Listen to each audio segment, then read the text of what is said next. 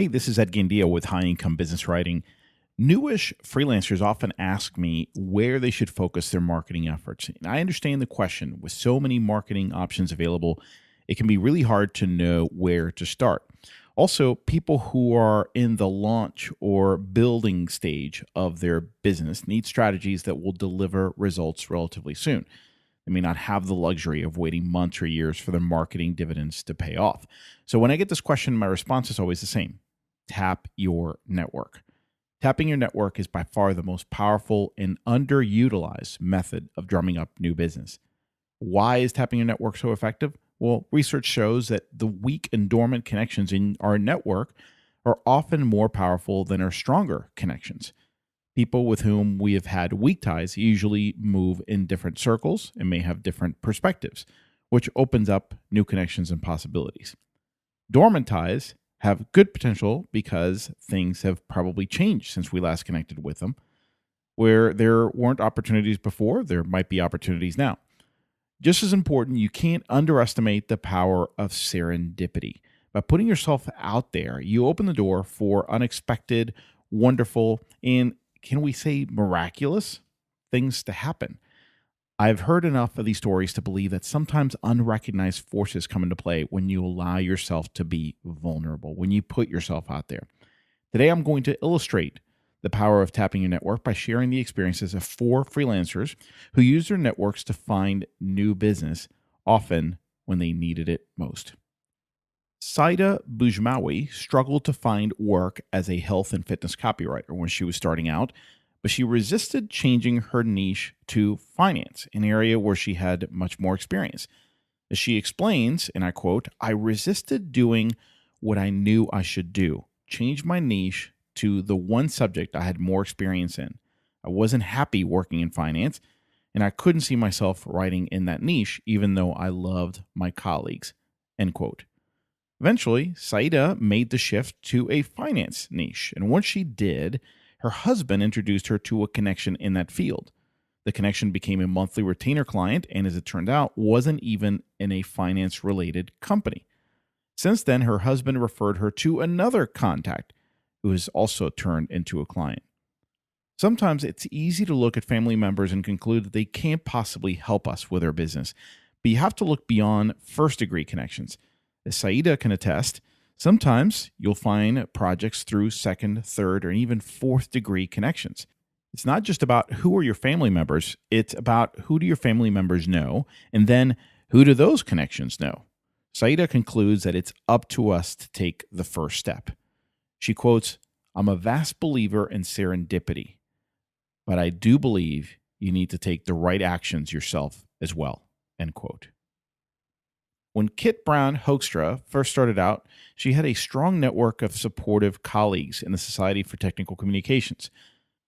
As soon as she hung her own freelance shingle, 2 of those colleagues used her as a subcontractor.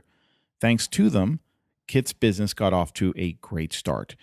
And she says, and I quote, "For the first 12 years of my business, I never needed to market and was as busy as I wanted to be." End quote. Today, Kit continues to freelance in the technical writing space and provides consulting and training on internationalization, content strategy, usability, process improvement, content audits, project management, and technical writing and editing. Lorena Bueno Lobo founded her freelance writing company in late 2016. She did some in-person networking to get her business up and running. It generated some work, but not much. The following spring, Lorena was driving home and routed through a different neighborhood to avoid some construction traffic. She recognized a house that belongs to an acquaintance.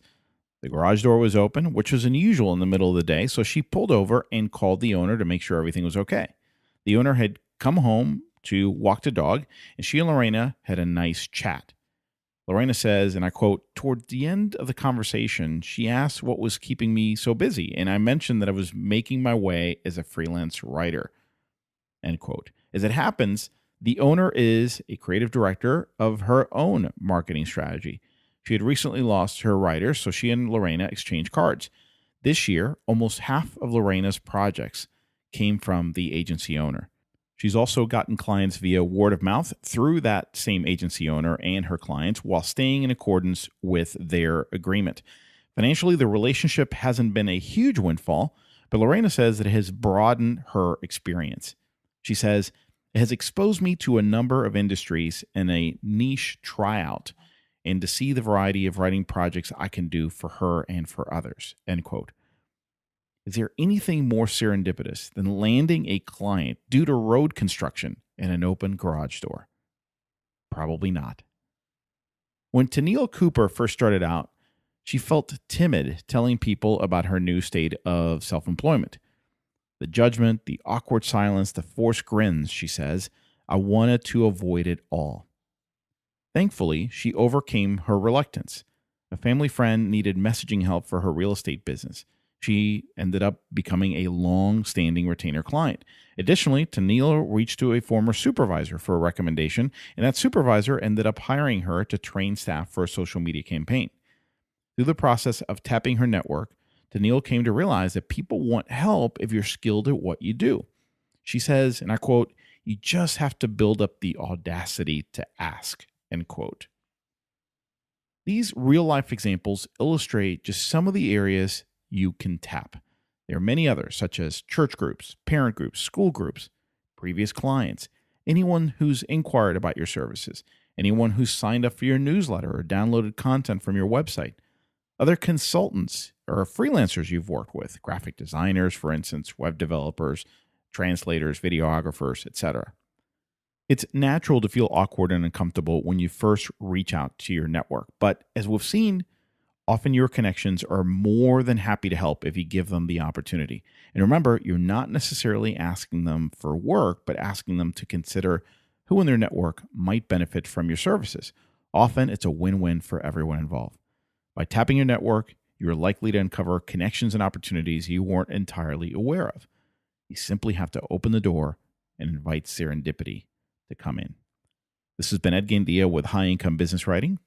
To get more tips, strategies, and ideas for earning more in less time, doing work you love for better clients, visit b2blauncher.com.